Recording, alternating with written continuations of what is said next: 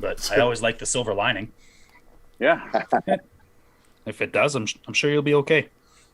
Rub some dirt on it. Fair. Rub a little mud on it. Yeah. All right. When are you guys good to go? And I agree with you, Chris. Yeah, Cassian has not been himself.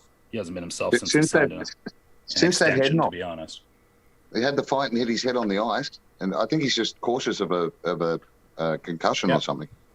Yeah, and he should be. And they just had their second daughter. Like I just think I don't know. I got a kid now, and I don't want to go and get in fights in the street anymore. My wife starts them. That's funny. You guys just let me know whenever you're good to go. Good to go. Okay. Born ready. Just make sure you say game on. So we got 4 people on heavy hockey waiting to watch us. And... Nice. 1H. Yeah. And 3 on my Twitter, so we're starting to build an audience just by not doing anything. I'll say Vince McMahon. We know how to promote around here. I'll say game on, and then when I do that, Dash will get going, and we're off and running. And any time in the next probably minute before I say game on, you can say whatever hockey cliche you think you want to say. Yeah. You guys good to go? Okay. Yep. All right, pucks in deep, Dash. Bucks deep. We all need a little more dump and chase in our life. Go hard to the net. Let her Somebody's rip. banging. Take no prisoners. I just like a little poke check. It's got a good stick. Nice snatch, Koskinen. Game on! Game on! Game on! Grab the net, sticks in the middle. Thanks for tuning in to edition 34 of Straight Off the Pipe podcast. Right here on the Heavy Hockey Network. Number 34, reminds me of Fernando Pisani. And speaking of blue collar and clutch performers and hard workers, my co-host as always is Mike Dursa. He's had a lot of nicknames on this show. Mega Thread Mike, Happy Gilmore, the self-proclaimed Lady Bing award winner in U.S. high school hockey. But tonight, ladies and gentlemen, we simply call him The Answer. I'll come back around for your thoughts on the game after we introduce our guests here, Durst, but in 2 minutes or less, why don't you describe to our listeners how you single-handedly fixed the Oilers last night? Well, yesterday I finished up a side job of some laminate flooring. Came home, threw my tools in the garage, loaded up my Nurse and McDavid jersey, grabbed my son, and made the trek to Edmonton from Grand Prairie. Pulled into Rogers and paid for my parking and went through that rigmarole and walked inside the rink, sat down. O Canada started and they won a hockey game. It's all on me. It's amazing. All right. Well, I'm going to want some more details on that, but I'll come back to it maybe closer to the end. In the meantime, not just Durst and I here tonight. We're absolutely thrilled to have a couple of guests on with us. Lars is a regular on the show. I believe he holds our record for highest views on any of our previous shows. So I know he's out tonight to try and beat his own record. And in order to do that, he brought a friend with him. So Chris Bloke Franklin, you can find him at Bloke Franklin on Twitter. Lars Callieou at Extra Lars on Twitter. They're hanging out together and visiting us tonight on Straight Off the Pipe. They're partway through a comedy tour.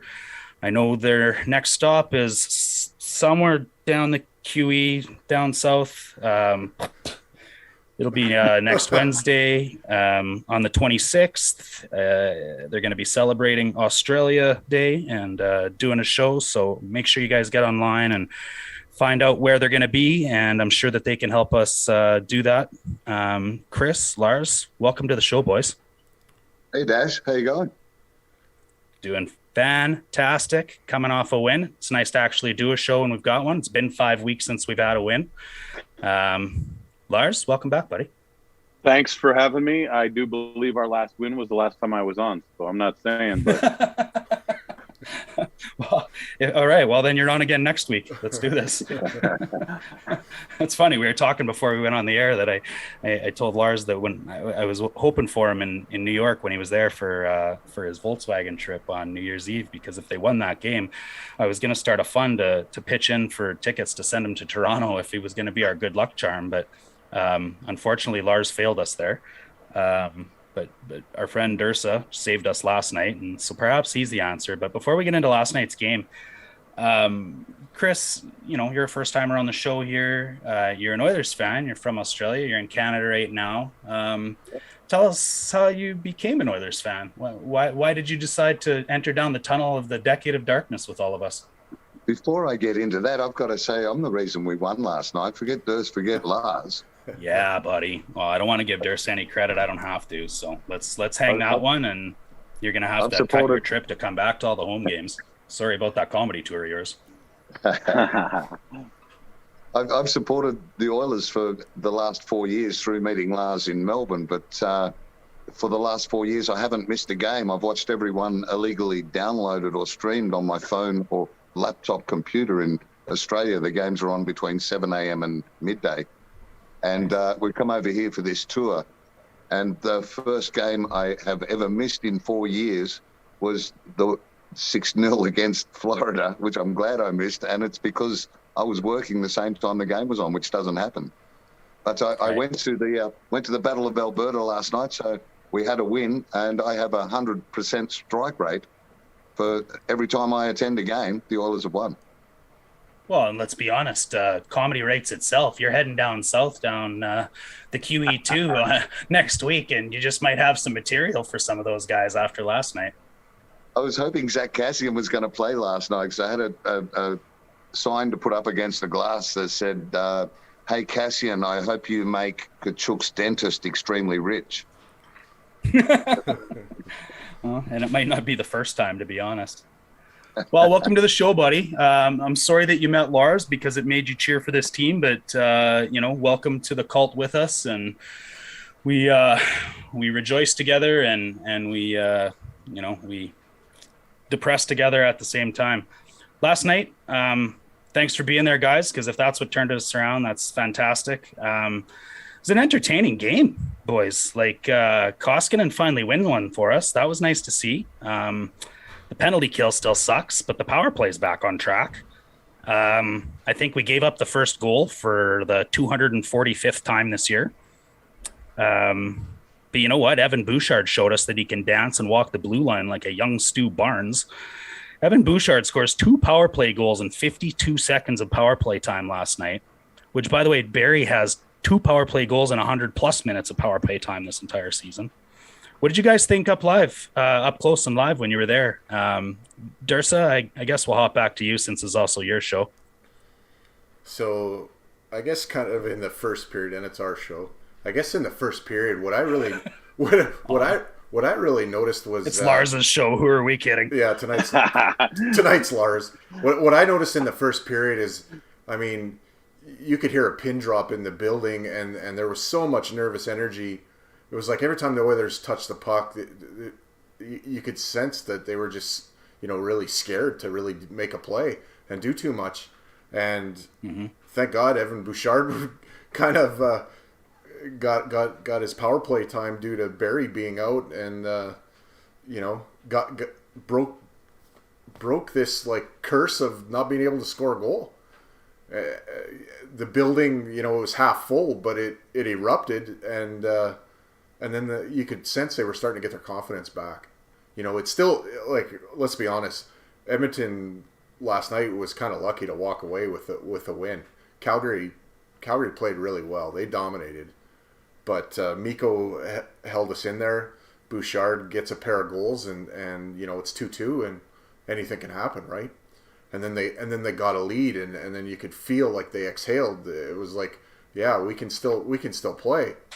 And Mikko, as that game went on, you could tell his confidence was building, and he made some big saves. Like, I thought early in the first period, Calgary was taking it to us, and Mikko made a series of saves early on before it was 1-0.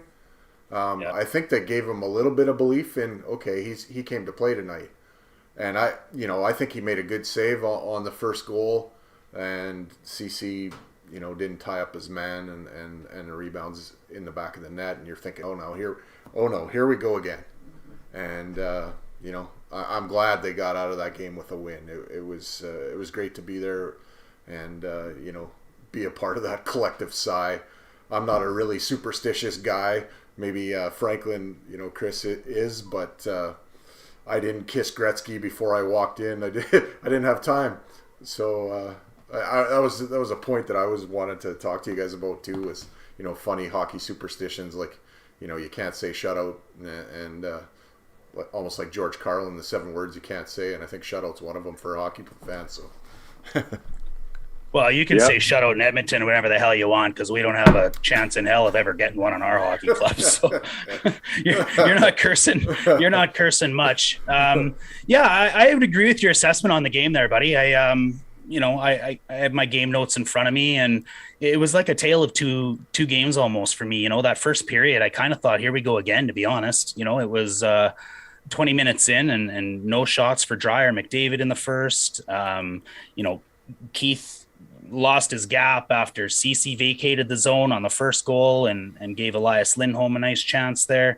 And on the second goal, there's Keith again not being able to clear the zone, and then he can't handle Lucic in front. And I'm thinking, geez, man, like all the same thing. And all of a sudden the second period came out, and I felt like it was the first time we'd gone to the net in 28 periods. Like all of a sudden there was traffic in front, and lo and behold, goals are scored. Like Puljujarvi was creating screens, Draisaitl was creating screens. I wrote on my game notes, I thought Dry had a bad first period. I think he had won. He was slow getting off and had bad body language before the first goal. I wrote he was lazy on another shift change. He was bitching at the ref. No shots in the first. Lost 4 of 6 draws in the first. Took a poorly timed penalty. The Flames scored in the next, 2 goals in the next how many minutes after that. It was a momentum killer until Koskinen saved us.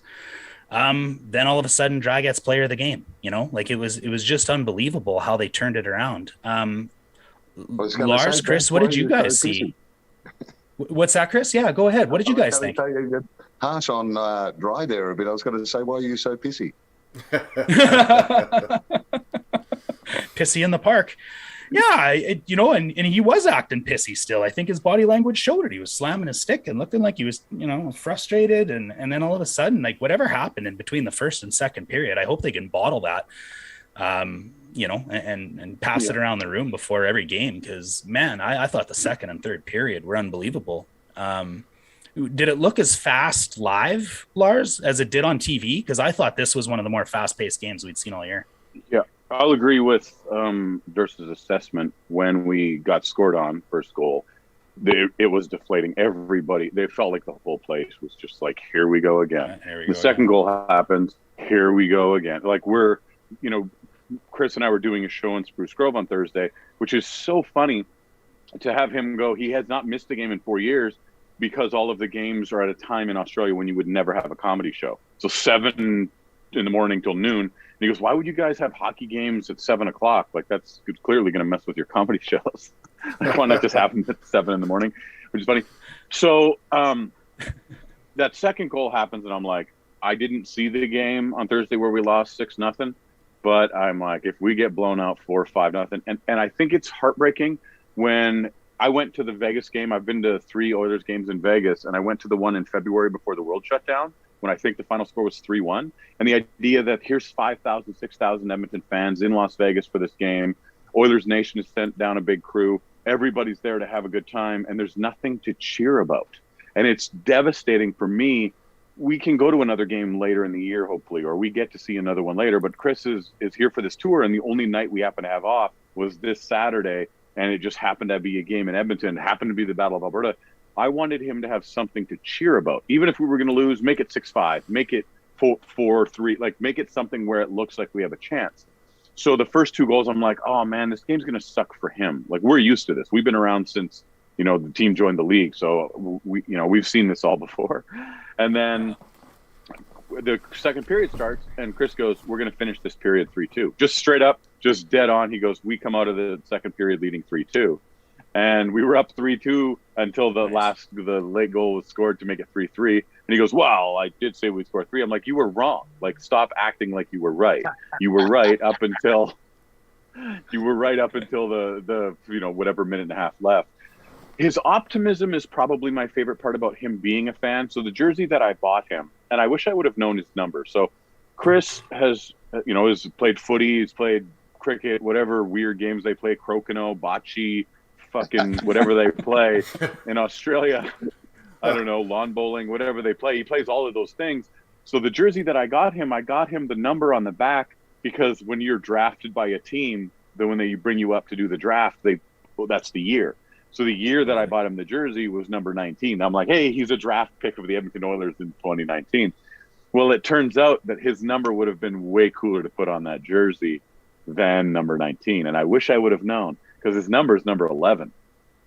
So to have him have an Oilers jersey with number 11 on it would be, for a guy who is the equivalent of the king of the rednecks in Australia, here's a guy who is blue collar. So if the back of his jersey, I had it crested. The back of his jersey is his hit song in Australia. So, and when I had it done, I put Bloke on it, and they were like, what player is that? And I'm like, he's this Australian douchebag. And clearly, I bring him the jersey in Tasmania, Australia. So this island state in Australia. He puts the jersey on. I've just landed there. We're walking to the pub. I've never had a drink in Tasmania. We're walking to the pub. He does not have that jersey on for 10 minutes as we're walking, and a car driving by goes, Oilers! I'm like, and it was an English accent. It was a Canadian accent. The guy didn't stop, but I wish they would have, because I want to know how this person was, like, who they were, where they were from. And they didn't, like, if it was somebody from Toronto, they wouldn't have cheered with the enthusiasm that the person did. So I'm like, they had to have been from Edmonton for them to go, Oilers! I'm like, okay, stop, like, come back and talk to us. And I'm sure they're listening to the podcast right now. So, Mania, listen to this. Tell us who you are, because I really wanted to have a beer with you. When I was in New York, I got tickets, or you pay to like skate at Rockefeller Center, and I wore my Oilers jersey. So there I was, walking in my Oilers jersey. The Oilers are playing in town in a couple of days. Walking in my Oilers jersey from like whatever my hotel to Rockefeller Center is about a 10-minute walk.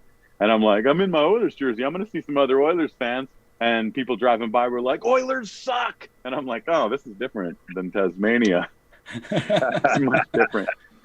So I really, as far as the game, I wanted them to have something to cheer about. Make it a good game so that you don't feel so disappointed the way we did in Vegas, the way I did in New York. Is the result 5-1 and no real effort, not a moment where we hit a post or had like something really exciting.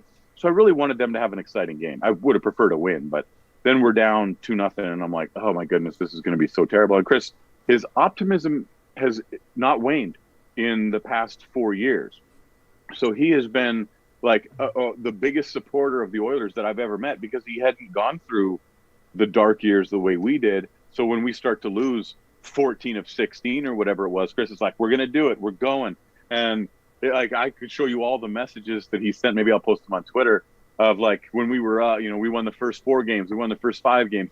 He goes, we're going 82-0. We're going on. I'm like, settle down. Like we are, and he cheers on Mike Smith and Puljujärvi, and he roots for the players in a way. I mean, he really knows the game now, where he's talking about drafts, and it's amazing to see this.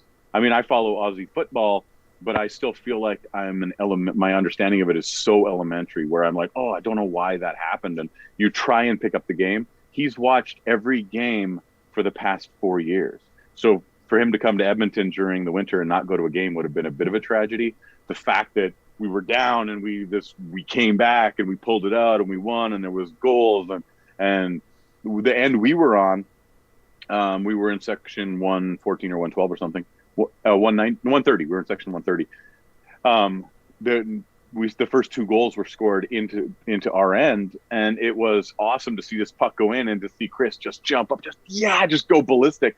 Now the first goal, as Dursa was saying, we celebrated, but it didn't feel like we were jumping out of our chairs to celebrate. It really felt like we were going, thank goodness, like, oh, finally. It really felt like a finally cheer, as opposed to like, yeah, we did it. We were like, oh, and that sigh of relief, exactly what he said. It felt like a sigh of relief. Then we get the second one. We get the third one. Chris Franklin from Australia is like, see, told you. I'm like, you're fine. You did. You called it. He did. He full on. He did not, his like confidence did not waver. He knew we were going to win that game. He's like, we're winning this game. I'm like, spend the next 20 years cheering for the Oilers and we'll see. Yeah, I love that optimism still being alive, right? Like Chris's hopes hasn't been crushed by the ghosts of Cam Ward and Ryan Kessler like the rest of us. But Chris, you told me before the game that it was like being like a kid in a candy store after watching Rogers Place for 4 straight years illegally on your streaming app. What did you think to see that monstrosity live in person? It was absolutely amazing. I had a Cheshire cat grin on my face from start to finish. From when they were announced onto the rink, we missed the warm-ups. We were there for the national anthem.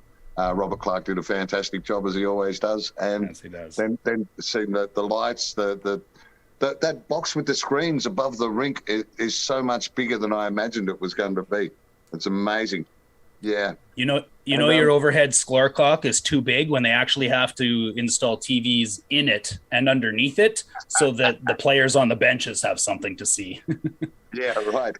There was an interesting part of the game, that the timeout right towards the end of the game there was a cameraman just had his camera on the Flames bench whiteboard with what they were doing. We're all screaming at Dave Tippett going, tell them just to look up. Like, look at the screen. I wish we could do that. I'm not sure it would help Dave Tippett, though. That's true. That's true. But I've never seen it done in any hockey game. During the game, the big screen, the jumbotron, the cameraman zoomed in on what the Calgary coach was drawing on the whiteboard.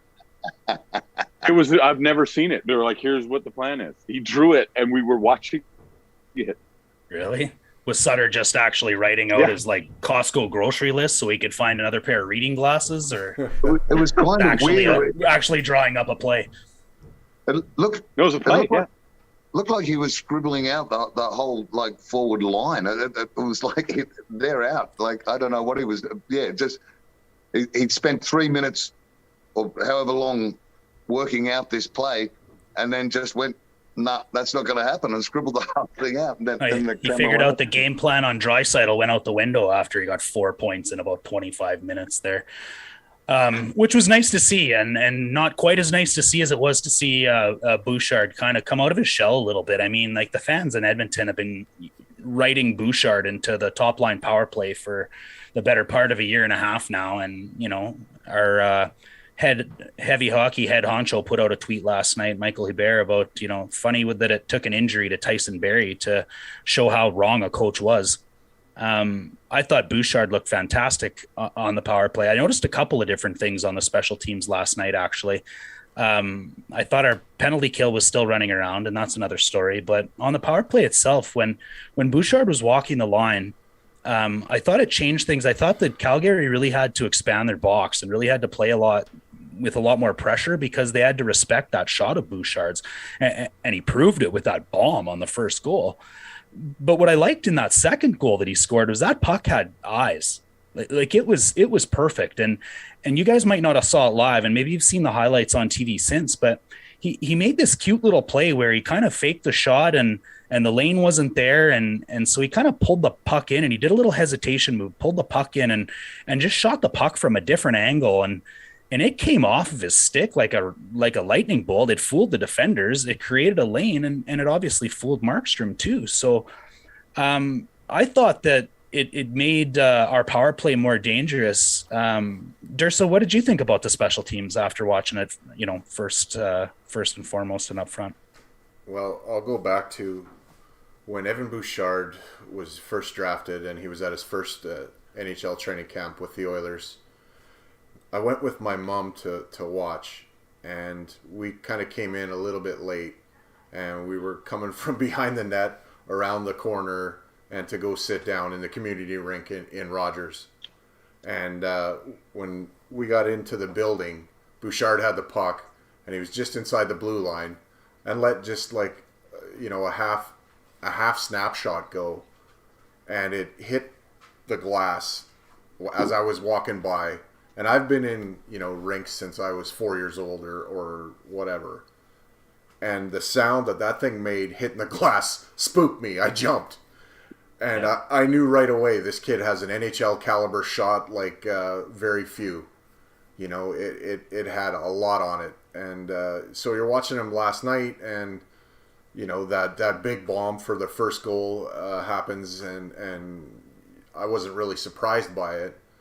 And that was, I mean, somebody was I think it was Spectre trying to say, it was all wristers and whatever that you're putting on net. Well, no, the first one was a slap shot. That was the cannon. And I said the exact same thing to myself when he said that. But the second one was more skill play. I mean, he picked the corner, and it wasn't just pound it on net and hope it goes in. He was putting it to right where he wanted to. And I think he put it under his arm, which even goes to show you how fooled Markstrom was. Like, I think it went under his armpit. I'd have to see it again, but I think it was top left-hand corner. Oh, okay. Yeah. It was? Okay, my bad. Go ahead. Now, exactly what Durst is saying, but I know that there's this moment where people go, oh, but we all kind of knew. Blah, blah, blah. Now, did he play his junior in the OHL? I think he played in the OHL. Yeah. So here's a guy. London Knights. Thank you. He led the OHL as a defenseman in shots on net. Led the entire league in shots on net. Yeah. For a defenseman to lead the league in shots on net. The fact is, when you're talking about a seeing eye, he takes these stutter steps, he walks the line, he does all of that stuff.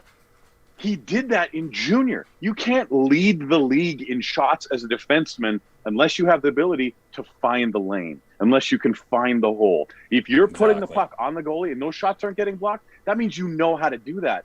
So when we got him, when he fell to us, and I was like, I cannot believe we're getting this guy.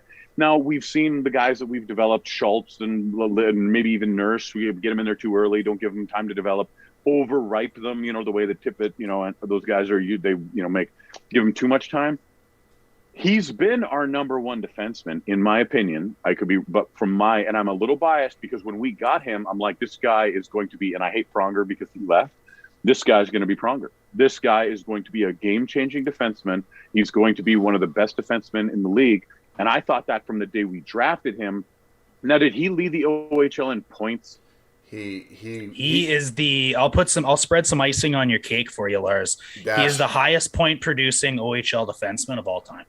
One spot ahead of Drew Doughty. Yeah, he put Drew Doughty numbers kind of to bed. So, and people can say whatever they want about Drew Doughty, but I still think he's a fabulous defenseman. One of the best. Sure. So, I mean, look at his championship. Look at it. Exactly. So, and just to finish the thought, to go, when he's finding those lanes, when he's picking those spots, I'm like, I wanted to let him develop. I wanted to let that really ripen because of the way we hustled those other guys in perhaps too quickly. So I'm like, okay, let's wait. How he wasn't a regular with the lineup we had last year for defensemen and the fact that we were sitting him in the press box that he was here and not getting, I'm like, he was too good for the OHL. Too good, as in the highest producing point defense of all time. And then leading the league in shots, I'm like, what more seasoned, like how much more seasoned can this kid be? He's got the size, he's got the speed, he's got the hockey sense. This guy was, I mean, like I said, I believe him to be a Pronger, a Doughty, and to make a huge difference, a game-changing defenseman. And we sat him in the press box all last year and bleep it out. But how the bleep was he not playing before? So now, was it any surprise to me at all? No, I thought that was going to happen last year. I thought he was going to blow everybody away last year. The fact that we sat him up there, and then remember when he came in, they put him in one game and he scored a goal, and then they put him back in the press box. I'm like, if the guy scores a goal, like what more do you need? He scored a goal. Ride the hot hand. Put him out there again. Here's your sign. That's Bill Engvall. Nice work. Anyway, Durst is right again, in my opinion. Yeah. Durst, you wanted to jump back in there, I think. Well, I think part of Evan Bouchard, I think, has kind of made Ethan Bear a little bit expendable. I think that kind of they had to shuffle out a defenseman to give him room, and I think it was between Barry and Bear, and they went the Bear route to trade. I don't know. Bouchard was probably better than Bear last year. That's the problem. Yeah. And to answer Lars's question, Tippett hates young players. That's why he got sat in. I think all year. Barry sitting. I don't want to harp on Barry too much, but I think him and Keith, like as a pair, were actually all right. They did okay. No, they did. Go back and look at their numbers, Dash. They did. Yeah. My body language is because I don't think they could do it long term. I don't think you trot those two out and don't see defensive disaster at some point in time. Yeah, and you probably they did play well. I agree. You probably won't like the article that's in Oilers Nation just the other day about Duncan Keith. What about him? Kind of holding his own. Kind of holding his own. Well, isn't that what you want from a $5.5 million defenseman that brings nothing but leadership intangibles that have put us down a 13-game losing streak? Fantastic. Good job, Duncan Keith. Don't get me on that fucking tangent right now. All right. It's the cost. It's the cost, Dash, but he's a dramatically different than the guy that was in Chicago, and I won't say I told you so, but we don't need Duncan Keith. We need Adam Larson back. Is what we need. But what we really need is a GM that will go into a trade, and if he's picking up a used car, he'll ask for a better deal instead of taking the sticker price on the window, and that's what happened with Duncan Keith. Yeah, here, and take my Tesla at the same time. Yeah, he's a great negotiator, that Ken Holland. Yeah. He's got a reputation for it. Well, that's the 8th straight game we've given up a power play goal. We haven't stopped giving up power play goals since our last win, which was 5 weeks ago on December 18th. So they've got to get that fixed up too. Who was going to jump in there? Chris, sorry? I have that was me.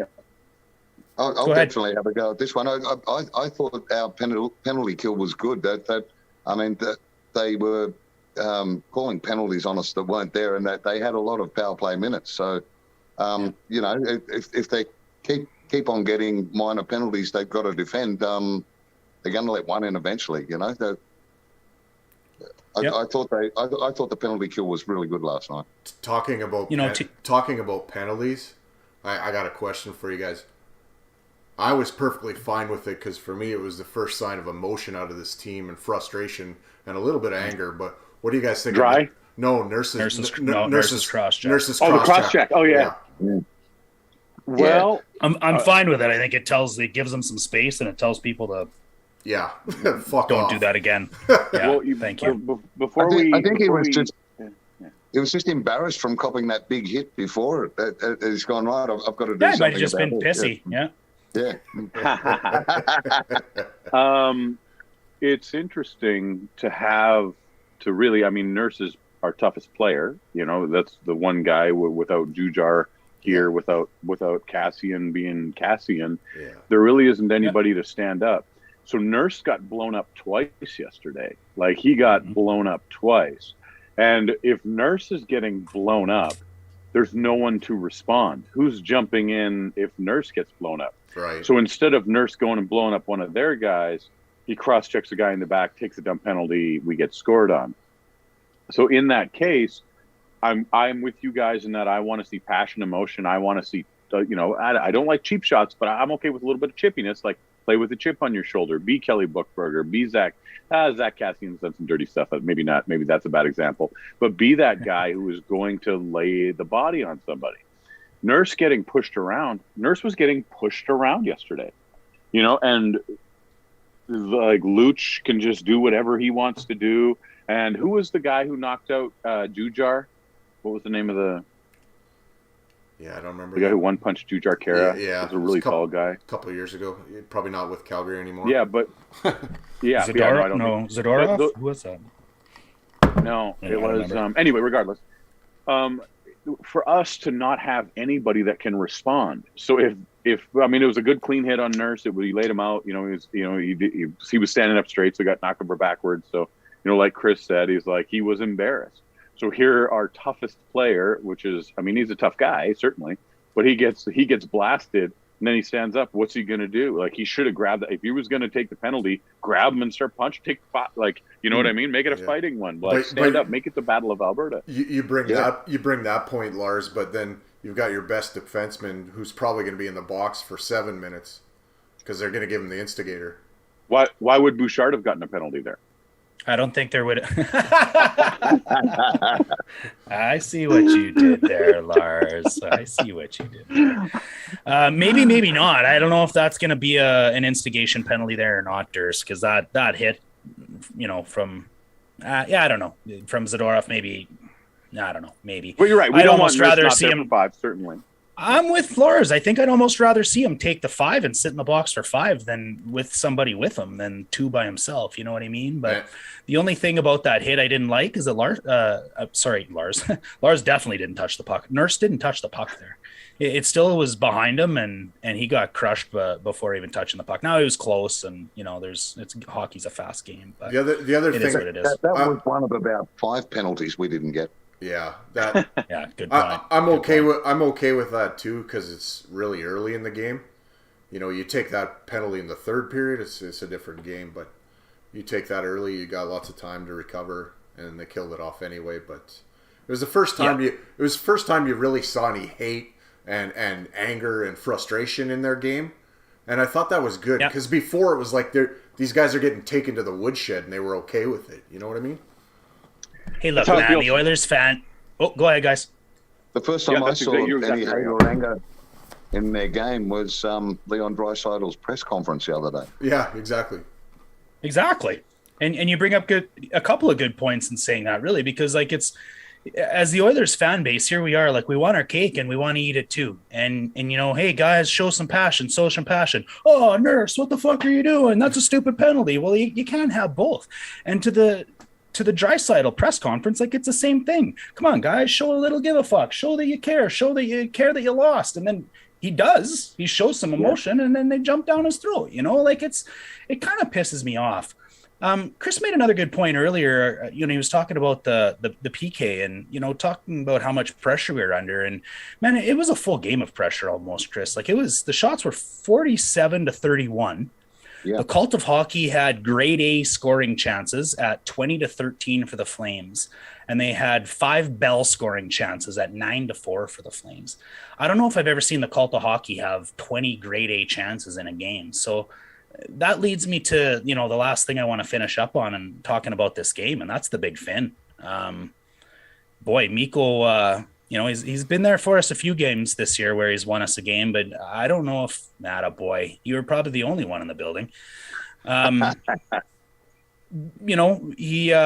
He definitely did everything he could, and I'd be remiss if I didn't read one of the comments coming in from Shannon, my number one fan. Hey boys, Koski wasn't playing as deep in his net last night. He challenged more. Good for him. Quite literally, Shannon, I want to show you my game notes. The first thing on my goddamn list right there. I see Koskinen seem more aggressive, visibly outside of the blue paint, I wrote. So once again, we're on the same page, Shannon. I agree. And look at that, boys. He plays a little more aggressive. He doesn't play under his crossbar, and he wins us a game.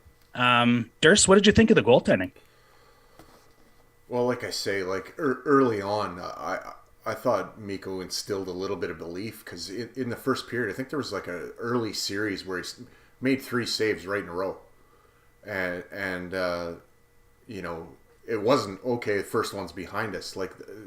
So he weathered a bit of the storm. I think it was about 8 minutes in before Calgary kind of got on the board there. So, they weren't under the gun like that. And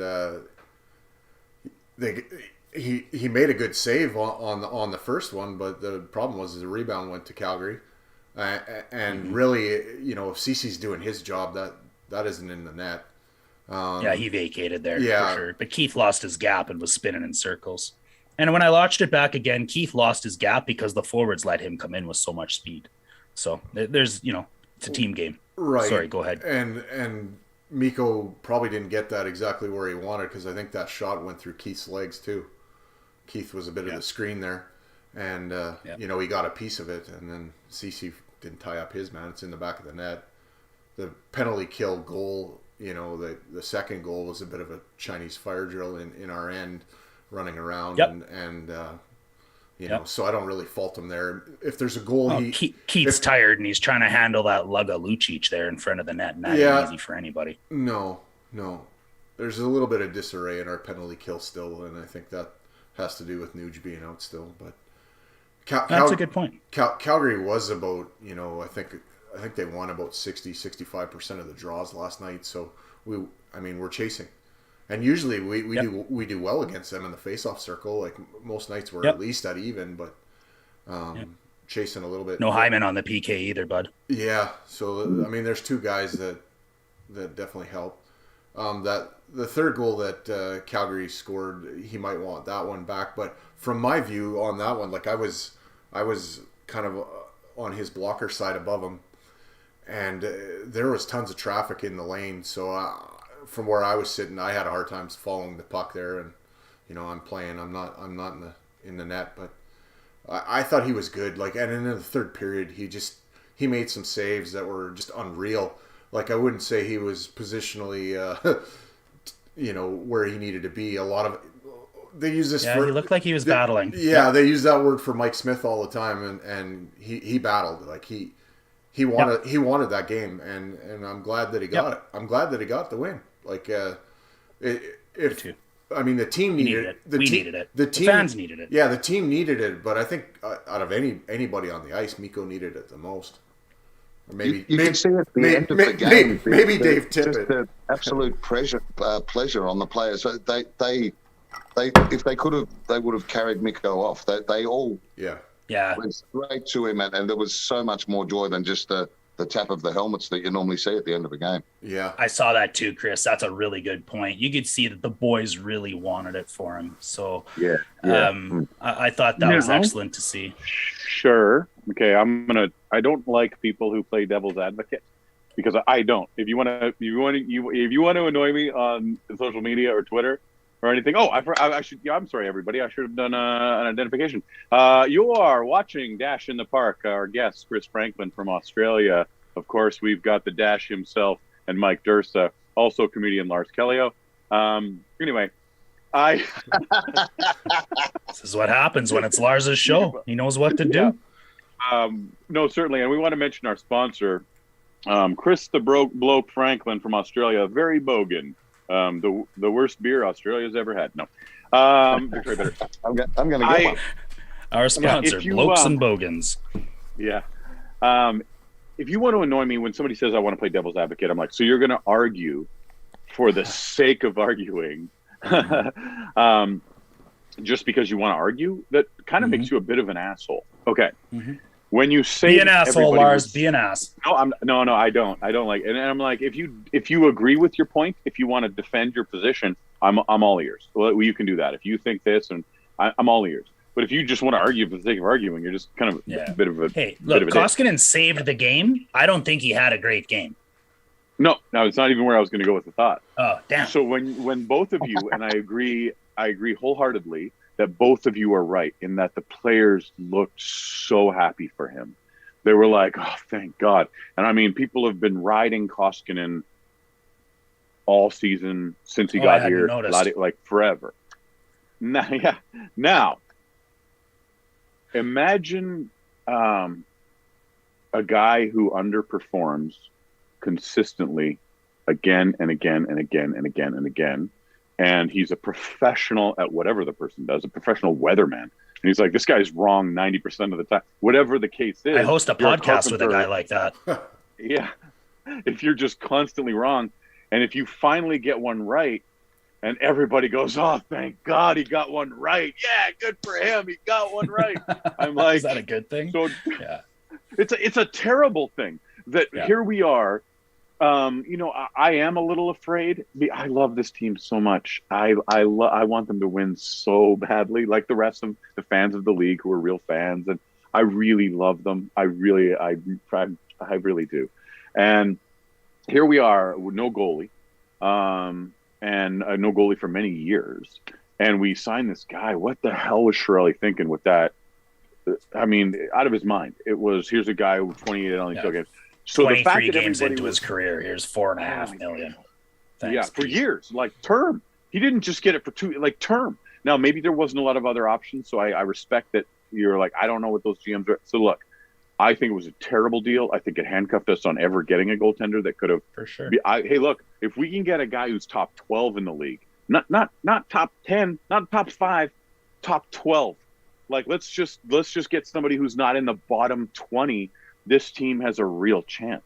Like, give me a guy with a 912, 914 save percentage. Give me now.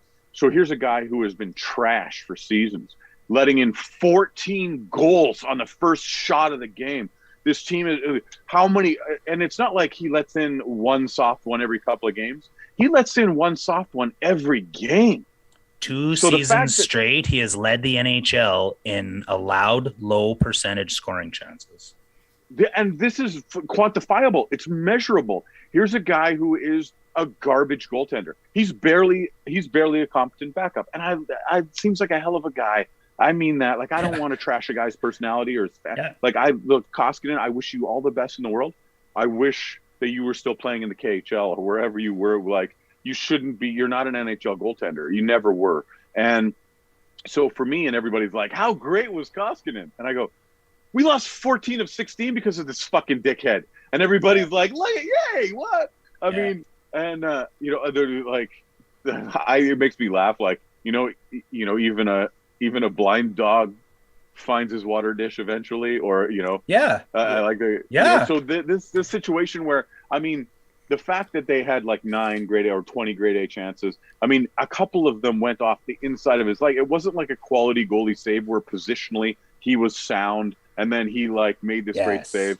He like literally got lucky last night. And if we are relying on getting lucky as a goaltender, we are in big trouble.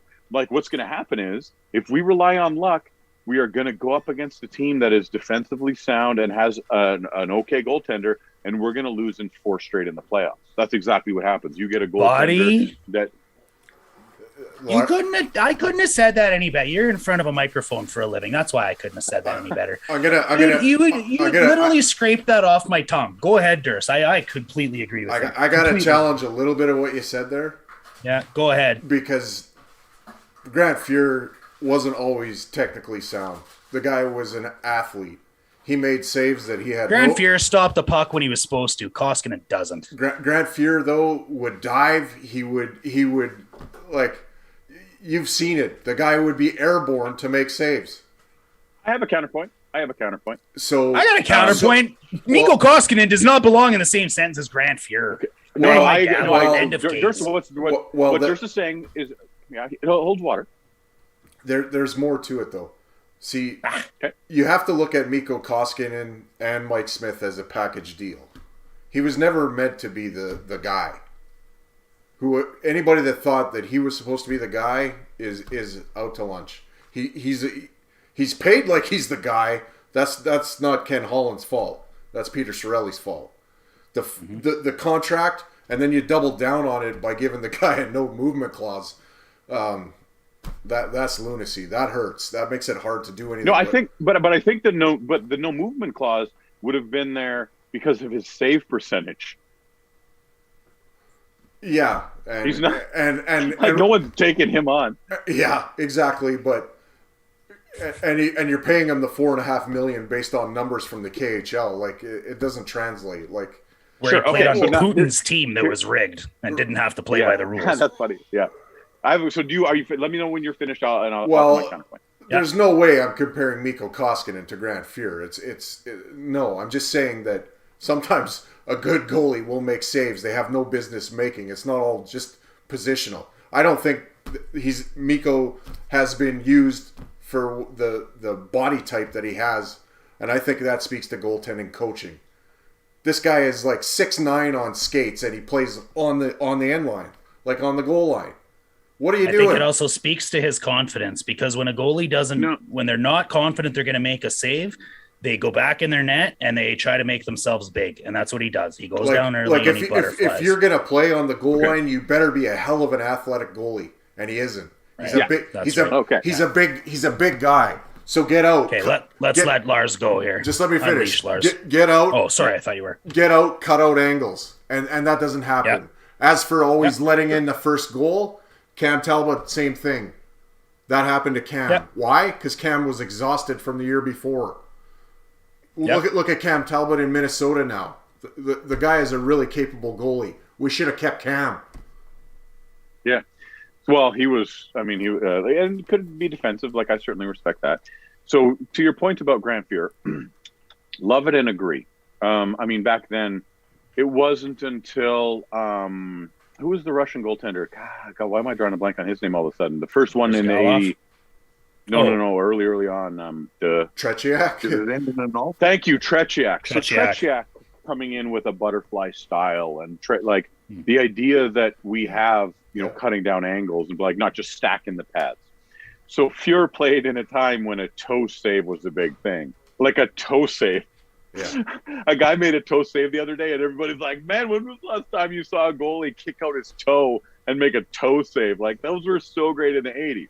So as far as not being mechanically sound, Grant Fuhr played in a time when nobody knew mechanics. You couldn't be mechanically sound because you weren't getting taught mechanics by your goaltending coach. There probably wasn't even a goaltending coach.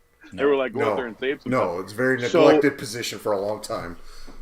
Yes. So now, cool, great. I agree. Fuhr wasn't mechanically sound. And Koskinen last night wasn't and pulled off a win and made some exceptional saves. Lucky, but exceptional. There's a quote that I love. So, I'm paraphrasing. I didn't read this, but I heard it one time and I repeat it, but I might be misquoting it. So take this with a grain of salt. I love the quote. Like a good goaltender should make all of the saves he should and some he shouldn't. Right. So that idea of you should make all of those easy saves and a couple you shouldn't. Kiprasov, when he was around, made so many he shouldn't have. And that stole so many games. You just need to steal one of those games. And then, like when we went up against Winnipeg in the playoffs, you just make a couple of saves you shouldn't, and your team will win the game. You stole the game. And that goalie stole the game from us. The thing with Koskinen is he doesn't make all of the saves he should. So I can't give a guy credit for making a couple of the saves he shouldn't have because he doesn't make the ones he should have. We wouldn't have lost 14 of 16 or 11. We wouldn't have lost all those games if Koskinen was making all of the saves he should. I don't even need a goaltender to stand on his head. I don't even need a goaltender who is going to steal the show. I just need a goaltender to not let somebody drift one at the net and have it go in. It's deflating as a team. It's defeating as a fan, and it makes your team lose games. That margin of one goal a game on somebody like Koskinen, letting in that one soft one a game. Talbot did too, so you're absolutely right on that. But when you need Koskinen to make that big one late in the game, the way Grant Fuhr always did, that late in the game, he's going to make the save, and we're going to win the game. Doesn't matter about the 4 easy ones he let in earlier because he's out of position. He makes the late one, and we win. Koskinen doesn't do that. He lets in the late one, and we lose. This team's a playoff team if they get goaltending that just stops the ones that you should. They don't have that. That's exact. Yeah. That's it. You're saying the same thing. Yeah. Can I jump in for a minute, guys? Yeah, betcha. What's that, Chris? Yeah, please do. I was just going to ask you that. Yeah, I just for me, at the start of the season, he was our backup goalie. He wasn't the guy. Mike Smith was, and I love Mike Smith. But what is he now? 107 or something? He's still playing. 108 in January. Yeah. And he's going to get an injury just warming up. So his groin is 109. Oddly enough. Mikko's been thrown in there. And what Lars is saying about last night, he got lucky. That first save he made last night, I think, went through the 5-hole. And it's just because he had his pad the wrong way than it should be, that it bounced off and went, That's right. But he did play a great game. And Lars, if you're that dark on him, how come you bought me a jersey with his number on it? Because I feel the same way about you. I agree with you guys. I think this kind of, and here's what I keep thinking back to. We had ex NHL goaltender and local media guy here, Joaquin Gage, on the show, And he said it's always nice to flash the leather and get a big glove save where you can go windmill like Patrick Waugh. But he always thought that the best saves he made in a game were the ones that hit him right in the chest, because then he knew he was in position. Yeah. If you're in position, the puck hits you in the chest. If you're not in position, you're doing what Chris just explained. You're scrambling around, your back legs kicking the puck out while you're flopping around. And I think that goes back to exactly what Lars is saying. He was lucky, but exceptional. Well said, dude. The dog found his dish, or the son found his ass. I don't know how that saying goes. Maybe it's different in Australia, but what it came down to, I really believe this, you guys, is this game came down to puck luck being in our favor. We've kind of just not had those bounces go our way and those goals go our way. And for a night they did. We're still not defending properly. It really outscored our mistakes again. It really didn't feel early like we were going to get any puck luck in that game, though. And yeah, I agree. I would say in the third period, Mika wanted that win, so he kept, battling, use the Mike Smith term, rather than just rolling over. And he didn't quit. And so you're going to give yourself a chance when you do that. I think there's nights where it just, just give up and you're beat. Yeah. Yeah, I'm not taking away from the fact that he made nice saves. There was times I jumped off of my couch, but and I don't know if you guys heard the post-game comments where Dry and Koski were up there together, but Koskinen said that save halfway through the third period when the game was still tied was his biggest save as an Oiler. Yeah, that's how much pressure does that guy feel right now of his career? You're wearing his number, Chris. Put yourself in his shoes. How much pressure did he feel last night that he had to make a comment that was the biggest save of his Oiler career? I often put myself in his shoes because I'm on a lot of group chats on social media with Oilers fans who I find just want to blame someone when we lose. Like, oh, that's Oilers fans. Yeah, but I can. I know he's got to be hearing these comments, and it's got to get to him. And the guy's doing what he can for the team is the way I look at it. And I was as happy for him as his teammates were last night. That he got away with what he got away with, So, yeah. It's not his fault Mike Smith got hurt. Dursa said that he's worn out. Talbot was worn out. Koskinen started the last 20 games of last season because of Mike Smith getting hurt. He starts the first 20 games of this season because Mike Smith's hurt. There's something to what you guys are saying. There's something in the water. Okay, but his fault. He got offered $4-point-something million. Yeah. Sign me up. I'll take that for sure. It's not his fault. I'm sure. Yeah. So like Chris Franklin has been a professional comedian for over 20 years. I've been a professional comedian for 14 years. This feels like a when we go are losing. Feels like combined they are as old. Their careers are as old as Mike Smith. Yeah. No. So when we go up, when we do our show in Banff on Monday, January 24th, when we do our show in Calgary, January 26th, when we drive from there to Tumbler Ridge, which is about a 6.5 hour drive, 7 hour drive, Fort St. John, then we got a 6 hour drive back. When people bought a ticket to that show and they come up, they don't care that we drove 6.5 hours. They don't care that it was a blizzard. They don't care. They paid to see. They had to sleep on Dursa's couch up to Fort St. John. Yeah. That was one of the best shows of the year. When that happens, nobody cares about our problems. There's a very funny comedian named Daryl Lennox. He has a joke where he goes, who cares less about your problems than you do? Everybody. So that's Daryl Lennox's joke. So here we are talking about Talbot being tired. Oh, he was tired.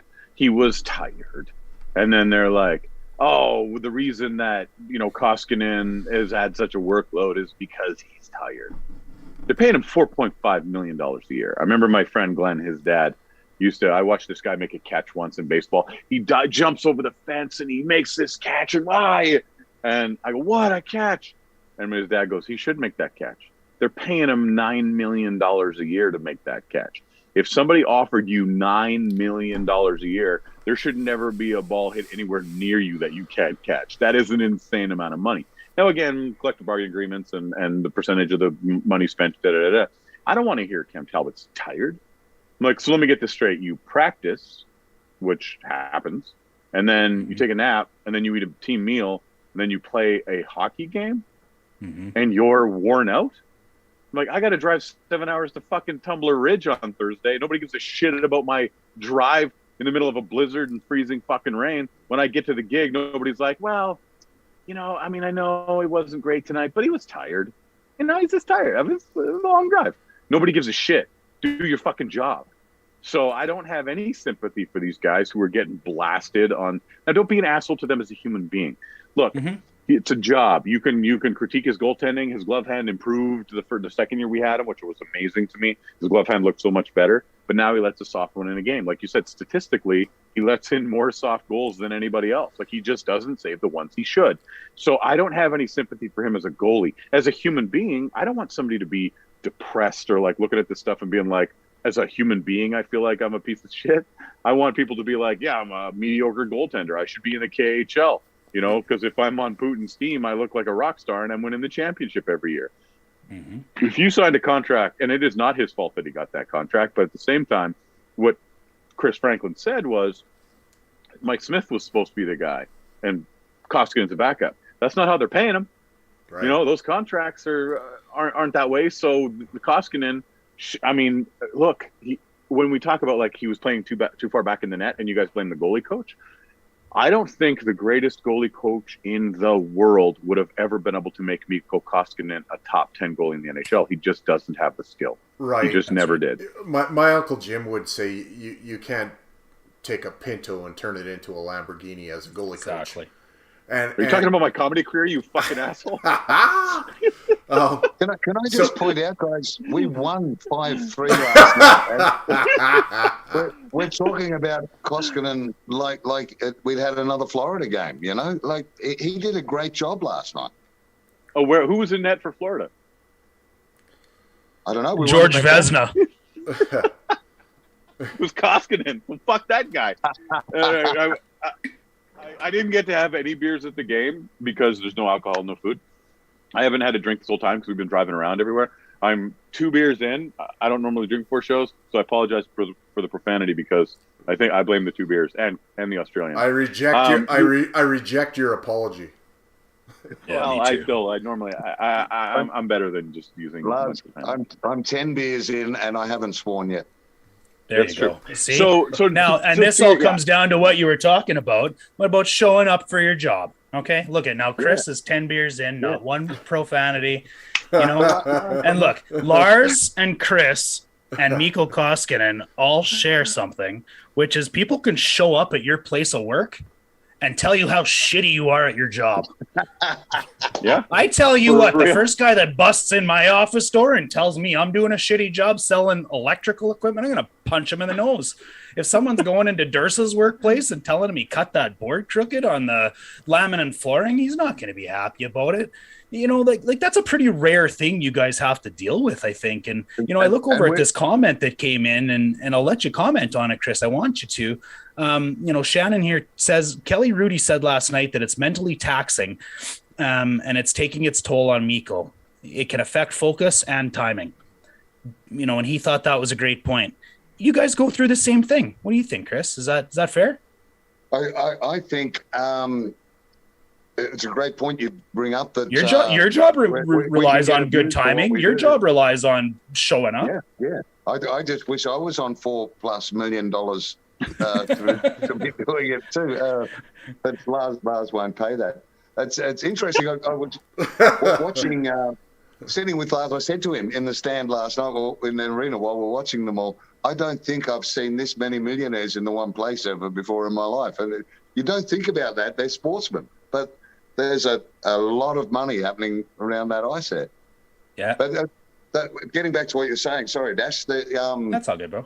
The comments will play on you mentally. They're going to grind you down. And I said earlier, he's got to hear those comments. I don't know what it is about Oilers fans. It might be the years of disappointment, but I barracked for a team in the Australian rules football called North Melbourne. We finished bottom of everyone this last football season. We haven't won a premiership, our equivalent of the Stanley Cup, since '99. But fans are with their club through thick and thin. If the club is going through a bad time on the field, the supporters are trying to build them up, not shoot them down, trying to get them back up. And so that's a really weird thing for me to see supporting the Oilers, because it happens quite a lot. And I just think it's got to affect them. It'll be the reason Dry snapped at that press conference. It'll be the reason they've been flat for a while, you know. It doesn't matter how many millions you're on. If the people you are playing for start shooting you down, you're going to go, why am I trying to win for these guys? Yeah. It's like being married to somebody that doesn't love you or doesn't want you anymore. Who wants to be in that marriage, right? Oh, you had to bring that up, didn't you? I think, you know what, Chris, you bring up a good point. And I think one of the things with the Edmonton Oilers is they have a very, very, extremely, very passionate fan base that, you know, doesn't miss a game, doesn't miss an interview, you know, doesn't miss anything. They're all in. Yeah. They're all in all the time, and the pressure is ratcheted up to probably one of the highest levels, like in the NHL. You know, you go to a market like Florida or Tampa Bay or LA or San Jose for, you know, they've got the nice weather, but they also, you know, they're not into the NHL like we under are. a microscope. Yeah. No microscope. Yeah. And so they're heavily, you know, scrutinized with everything that they do on and off the ice, and they can't escape it. It's great when you're doing well because everybody loves you, but when you're not, I mean, that pressure is there. And it's one of the great things about the team, and it's also one of the things that they can drive people to, like, do I want to be here?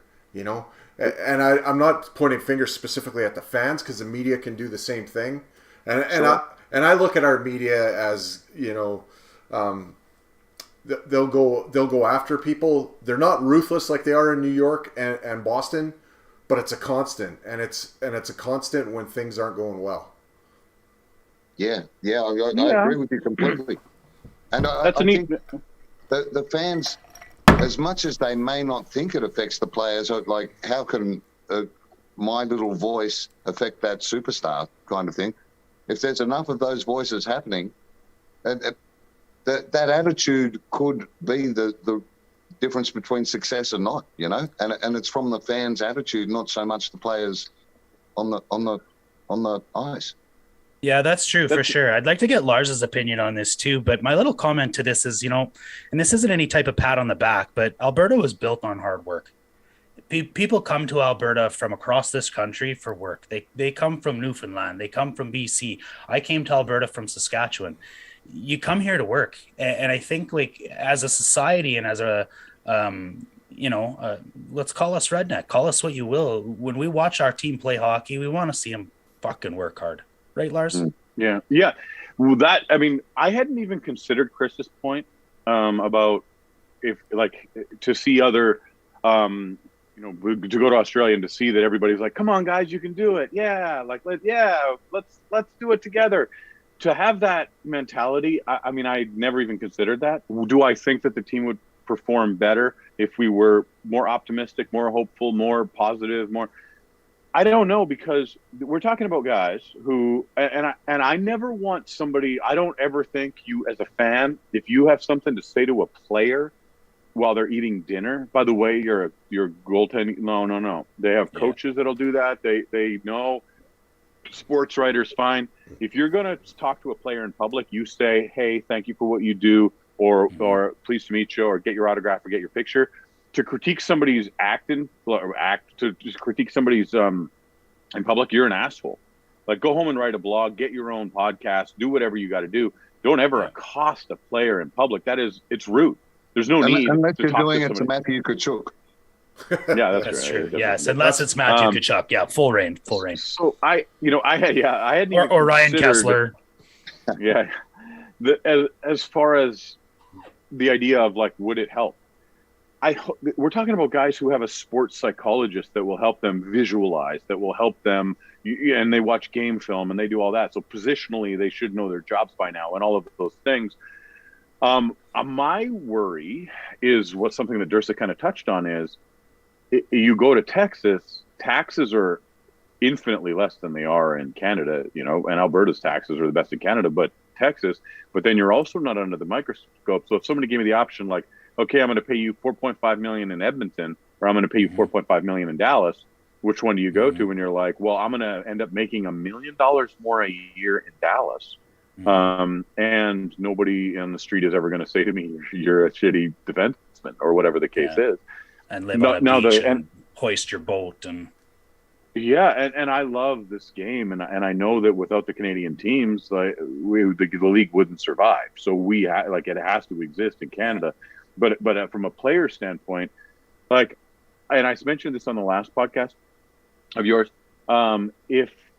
if you would have bet me $1 million that Connor McDavid would sign for 8 years, I would have borrowed money. I would have asked my mom to put mortgage her house again to make that. That's how confident I was that he would sign for 4 or 5. I would have bet $1 million of real cash that he would not sign for 8. Now here we are, with Draisaitl's contract going to expire in a few seasons, and McDavid's. I worry that those guys have been under that microscope for too long, and they've just had. Unless they're winning, it's a good place to win, but sure is a shitty place to lose. And that McDavid Gretzky interview was like, yeah, it's awesome when you're winning, but boy, oh boy, it's tough when you're losing. So maybe Chris is right in that as fans, I should be better. Maybe I shouldn't get on Koskinen's case, but also we as comedians, it's a tough gig. I love it. We do it because we love it. And the same with hockey. Like, you can't reach the NHL unless you love the practice, unless you love everything about it, the travel, all of those things. So all of that being taken into consideration, if I'm underperforming and I'm not getting booked as much as I need to, I have to get funnier. Once I get funnier, then I get to go to the Melbourne Comedy Festival, or I get to go to Sydney or Adelaide or Tasmania. So these players who are underperforming, they're getting lit up on message boards and podcasts and all, and TSN, like all of those places. But it's their job to try and be better than they are. And I hope that they can tune some of that out. I agree with you guys that it would get to you. But when I had a lady once on a cruise ship come up and she's like, you weren't funny. Like, it came to my face and was like, you weren't funny. And I was like, I knew when that happens, especially you can hear the crowd laugh. Like, there's times when I've bombed my ass off, but usually the person was offended by one joke and they want to come complain to you about that one joke. And it was a joke about a Catholic wedding. And it wasn't sacrilegious. I wasn't making fun of the church. I wasn't making fun of God. It's a true story about me being at a Catholic wedding and not knowing how to be at a Catholic wedding because my family's not Catholic. And she was offended by that, and she wanted to come and tell me, you suck. Is this the story about how you met your wife? Yeah, I wish. This podcast is how I'm going to meet my wife. This is like, did you hear Lars and Shannon are together now? And I'm like, that's how I met my wife. That's how I met your mother. So we get critiqued in real time to our faces, and it does hurt. Sure. It absolutely does. But you also know how you did. You have a barometer of how you're doing. So when Koskinen lets in easy ones every game, he has to know that too, and he has to know that. And I'm sure he's doing everything he can to be better. But I don't have a lot of sympathy for them as players. As human beings, I want them to have a life of joy and peace of mind, and I want them to love what they do. But as a player, do your fucking job. Like, that's your right as a fan. Clear the zone. Yeah. And but as a human, if I saw Koskinen in public, I'd shake his hand and I'd say, hey, have a good season. I hope you do well. I hope you guys win. Good luck. Like, I'm not mentioning anything to him. And then mutter under your breath, I can't wait till Holland trades your ass. Yeah. Go back to the KHL, you fucker. It's funny, Lars, that everything that you're saying, I did see Nico earlier in the week. He was having dinner, and I went up to him and said, mate, what you need to do is get further out of the net and cut down the angles. And look, we had a win. Yeah. Hey, all we needed to do was fire Schwartz and hire the bloke. And Lars, you didn't tell the rest of that cruise ship story too. About apparently 15 minutes after she said that to you, she fell overboard. How unfortunate. Dash, there's a joke in there about throwing out a life safety vest or something, but sorry, go ahead, Durs. You were talking about like work ethic in Alberta, and it kind of brings up a point I want to make. Sure, bud. I think it was last week, just before they played Florida, all heard about a hard practice, lots of contact drills and one-on-one puck battles and McDavid and Nurse kind of going head to head to lead off the practice, and they both ended up on the ice, with the puck or whatever, and everybody was just tapping their sticks. And in the same practice, Colton Sevier kind of got ran by Cuckoo, and he goes off and he skates off the ice and he breaks his stick over his knee like he's the second coming of Bo Jackson. Yeah, and it made the papers. Rashog was talking about it and all this, and I'm thinking to myself, you know what, that's great, but where the fuck, and I'm gonna swear there, where the fuck was this in October?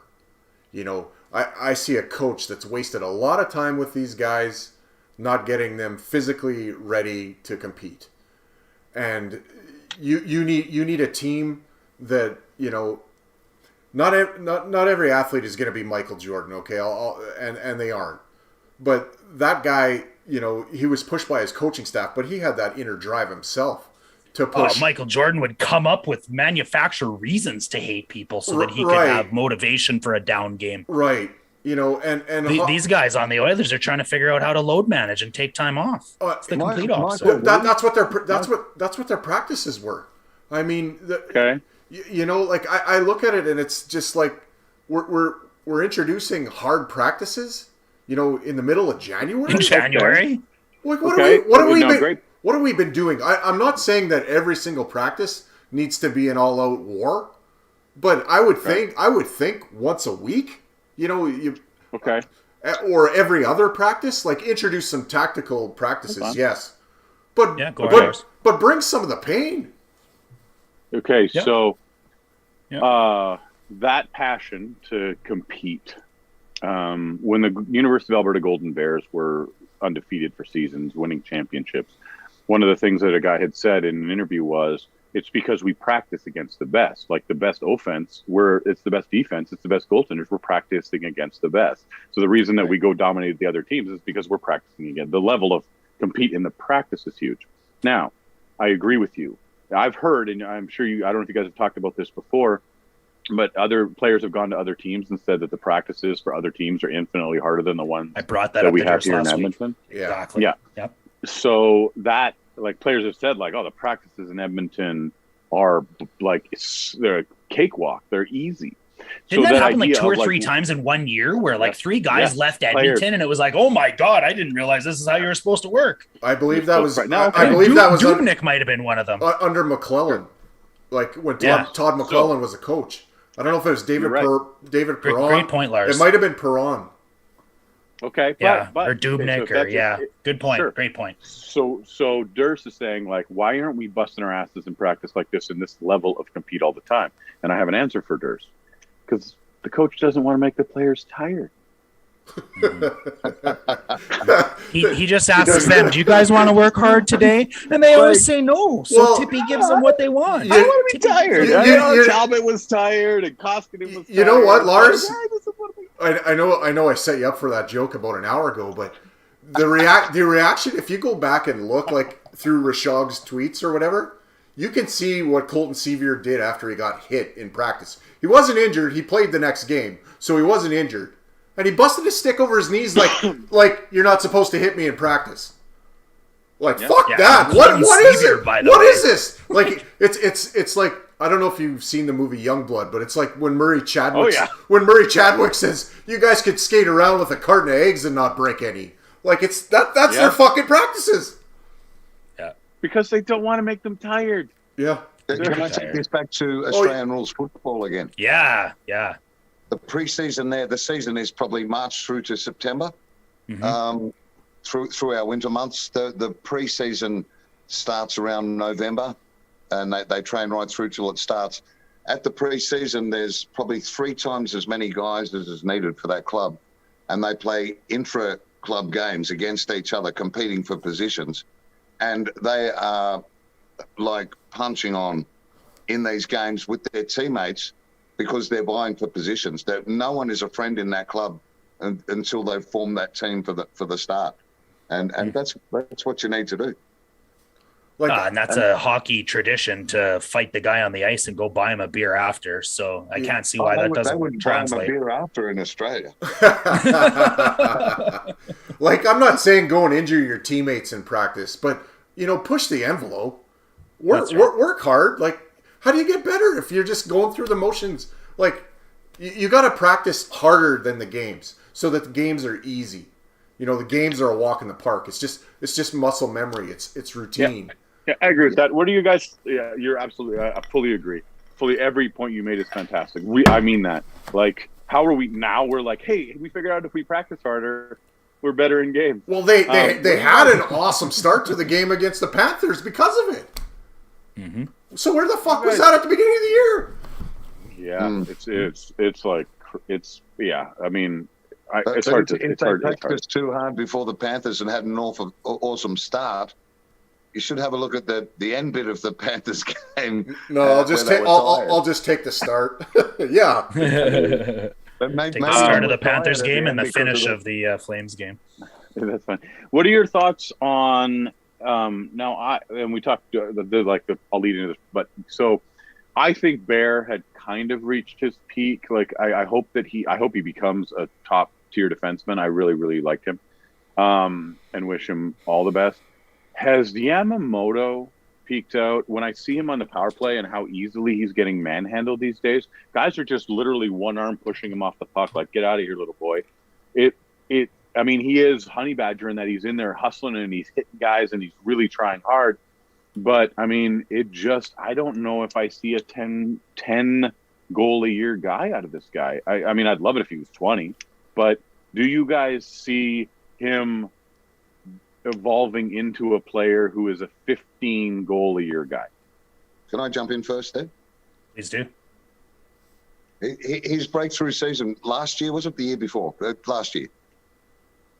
Year before, I think. Year before, yeah.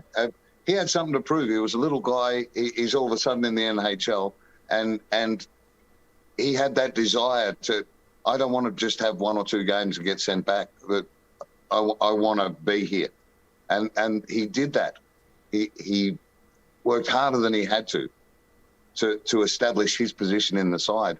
But I feel when he got there, he's just cruising now. I think he's got a lot more to give, but someone needs to push him again. Mm-hmm. I love the guy as a player. I love watching him play, and just that little nuggety bulldog that's in everyone's way and flying, giving everything to get to the other end to stop the icing call or save something or whatever. But Yamo keeps plays moving for sure. Yeah, I was surprised last night, first live game. He had a couple of fast breaks too. How quick he came down that ice. He was right up there with Connor, I thought. But I think he's not pushing as hard because he doesn't feel he has to anymore. He feels like he's going to be in that side. I think he's going to be a streaky scorer throughout his career. It's a confidence thing. Fogle sprung him for a breakaway last night, and he didn't cash, but he looked back and Fogle saw him and he hit him at the blue line. And he's in all alone, so he reads the plays well. He's got a good hockey head on him, and he did beat Luch for a puck battle in the second period, kind of right around center ice. They were kind of battling for the puck, and he walked away from it with Lucic. So he's that little dog that wants the bone, but I don't know. I think he's probably going to be a 10 to 15 goal guy. I think that's where he's going to be. If he becomes a 20 goal man, that's great, but I don't think he's going to be a career 20 goal player when it's all said and done. No. Yeah, I think he's about a 15 goal scorer on a Draisaitl McDavid line if he ever settles out into a third line role. He's probably a 10 goal scorer, and it does come down to streaky. He was streaky in junior. He's streaky in the pros. He's been streaky his entire pro career. That said, Draisaitl wants him on his line, and he says it over and over and over again. And that's probably because of his tenaciousness. Yeah, it could be, and at the same time, it does come down to the fact that he keeps offensive plays moving. He's hustling for icings. He's digging in the corners and digging out pucks that might have been frozen for face-offs. And it stops Draisaitl from having to go to the bench for a change, which he hates doing. So there was one moment in that second period I noticed where he was. It just appeared to me that Yams wasn't quite up with the guys. You know what I mean? He works hard because he has to. He hasn't got the silky skills, but there was a beautiful pass from McDavid from behind the net that just sort of cut straight through to him, and he just was not ready for it. It went past him, and you think, if that was Draisaitl where Yams was, that's another goal we got, Yeah, I got to give it to Durst. It's got to be a confidence thing because he's got the hockey IQ and he shows it. But then you're right, he does things like that where it's like, that's a pass coming your way, bud. Just heads up, right? There's a bit of caution in his game now too. I think he's realizing he's a little undersized with some of the other players. When he first came up, he wasn't afraid to do anything out there, and you get nicked up a little bit, and that kind of changes your perspective. I think he's had a bit of a reality check and kind of plays a little bit more of a comfortable game than, when he first came up, he was like he was Eric Lindros in Theo Fleury's body, kind of like. Right. Yeah. Watch that's a great point. I hadn't thought about that point at all. As far as you're right, he did have a couple injuries where guys rammed his head into the glass, and he, now he's more cautious. But as far as the breakaway pass that he had, I was going to shout, "Nice work, Todd Marchand." Yeah. I was going to yell in my section, which, by the way, I made our section laugh. I have this thing that, so in Winnipeg, I went to the Winnipeg Jets game with Todd Schultz, with the manager, erase that part. I just said the manager owner of the comedy club's fucking name wrong. Tyler Schultz. Todd Marchand. That's why I said Todd. Anyway, so I get taken to a Winnipeg Jets game. They have this thing that they do at the Winnipeg Jets game that is so funny. So when there's about a minute and 3 seconds left in the period, somebody in Winnipeg yells, "Hey, asshole, how much time is left?" And then 1 minute remaining in the third period. So last night I did it during the second period. I go, "Hey, asshole, how much?" And you're yelling it as loud as you can yell it, and everybody in your section can hear, "Hey, asshole, how much time is left?" And then everybody looks back at me like, "What?" They go, "Last minute of play in the first or second period." And everybody burst out laughing like, "Yeah," they're like, "That was really funny." So that was from Winnipeg, and that was from Tyler Schultz, Rumors Comedy Club, which is one of the best comedy clubs in the world. But I was going to say, "Nice work, Todd Marchand." There's this young little guy on a breakaway, and he doesn't score. Then I watched his move, so I got to see it in slow motion. And as he's doing it in slow motion, I realized he splits the goalie's legs open and he missed that goal by a hair. So it's talking about hockey IQ or skills, or I'm like, they're there. I just don't know. And I hope he ends up 15. If he ends his career with 15 goals a year on average, I would be delighted by that. Maybe as a first rounder, I should expect more, but I'd be really happy with that. I don't even know if he's going to get to that, and that's why I asked the question.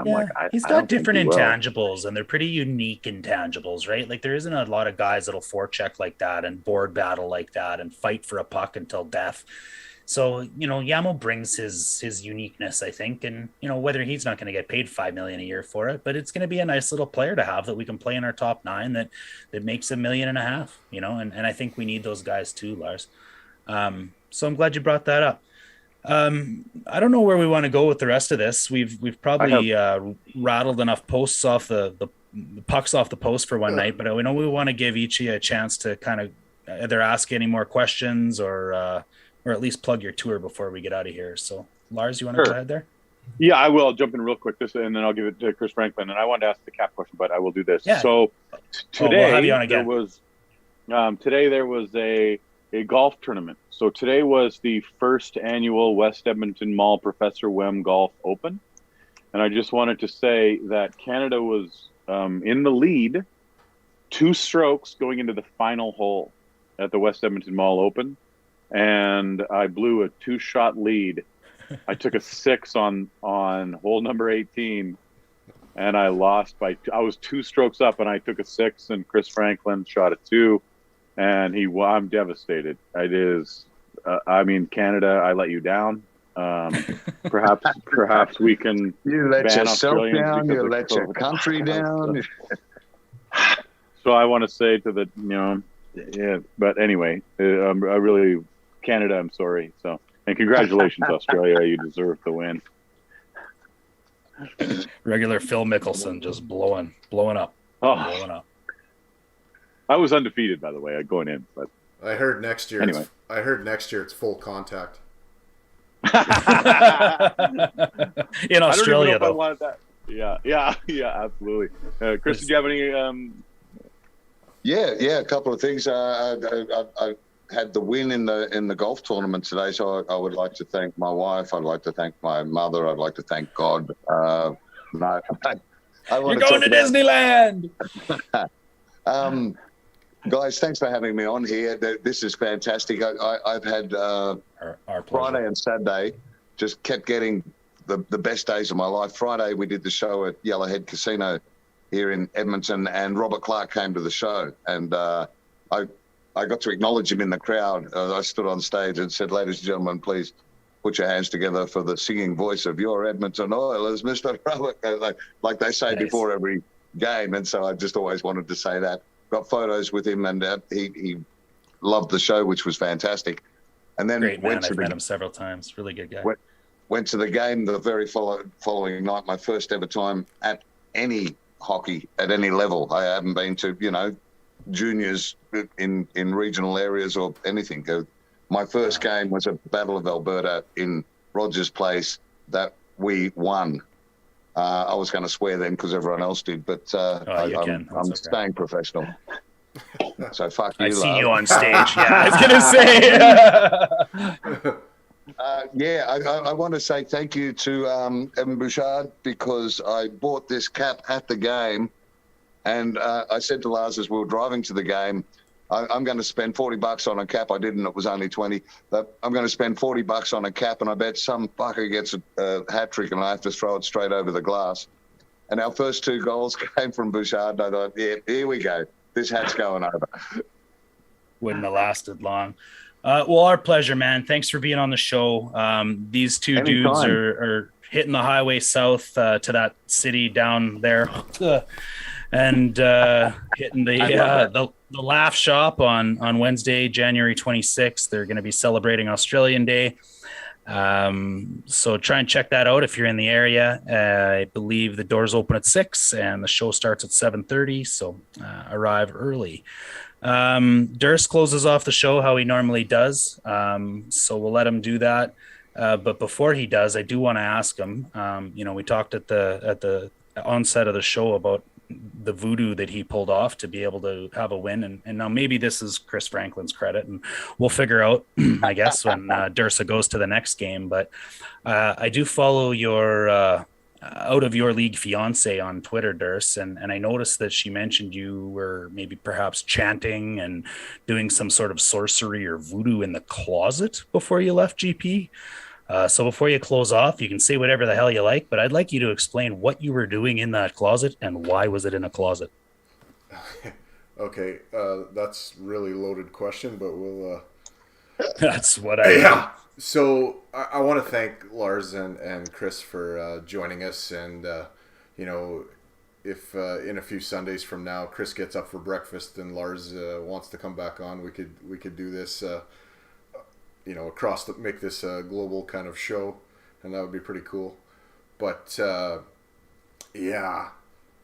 when I was getting ready to come, leave Grand Prairie yesterday to come, I had to go down into the cell block 99 for real and grab the McDavid and Nurse jersey, and I'm down in there and I'm thinking, I don't think they've won a game since we did a show where I was down in that room.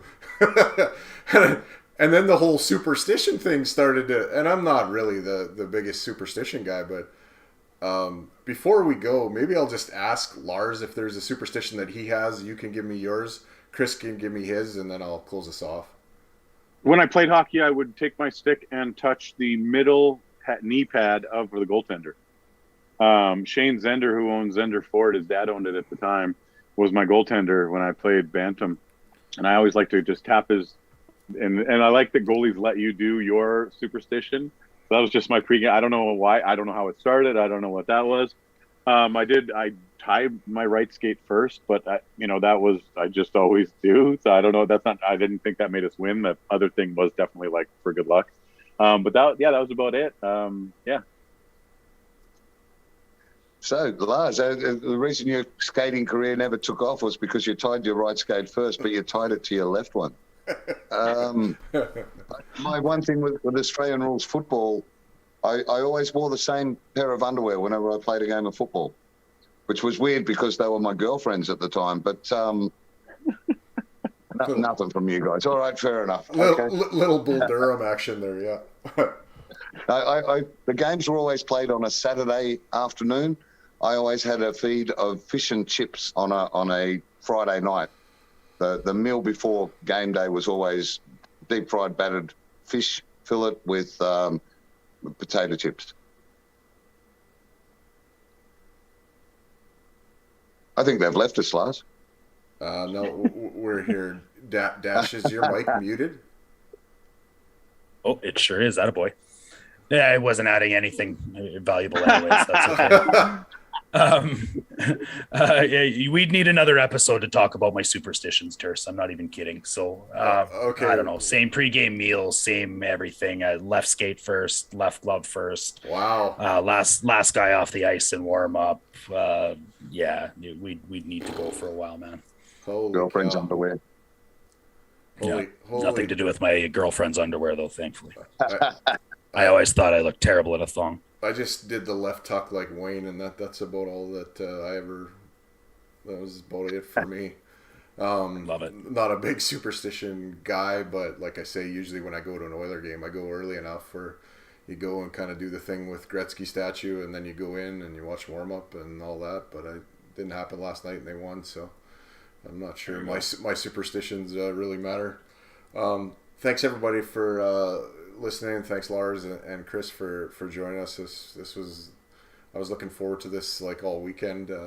Really fun. And the game kind of was a spur of the moment thing that kind of happened on Friday, and glad it kind of worked out.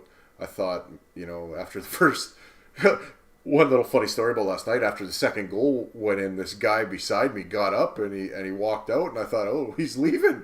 Just had to go to the bathroom, but bodily functions happen. But I thought we were going to have a somber show, like after sitting there, because it really did feel like here we go again. But glad they pulled it out.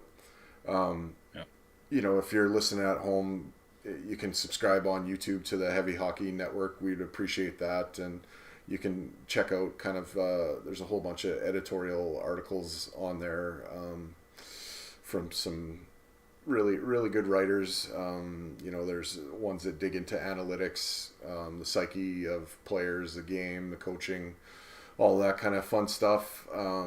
We'd appreciate, comment on there. We'll try to comment back, and you can trash talk Hebert, like what seems to be the go-to thing right now. He's a bit of a homer. You can check out Michael and Eric's pod on the network too, and there's me and Dash.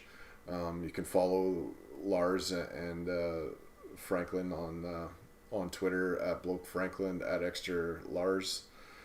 I don't know why he's extra, but I have a big penis.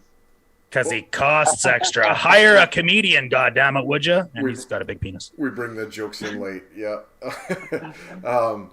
Like I say all the time, keep your sticks on the ice and keep reaching for the stars. Go Oilers, go. Let's beat the Canucks on Tuesday night. Thanks, guys, for joining, and stick around. We're going to play out, and we'll talk to you guys in a minute. Go Oilers, go. Whee! That's a fun ride right there. Save the dick jokes for the end, huh? They lasted that long, they deserve them. He opened with fuck and then finished with the dick jokes. Thanks a lot, guys. Absolutely. Really fun. We'll have you on again soon, Lars. Sounds good. When I'm home, guys, this is like 4:30, 5 o'clock in the afternoon in Australia. So that this is cool. Oh, nice.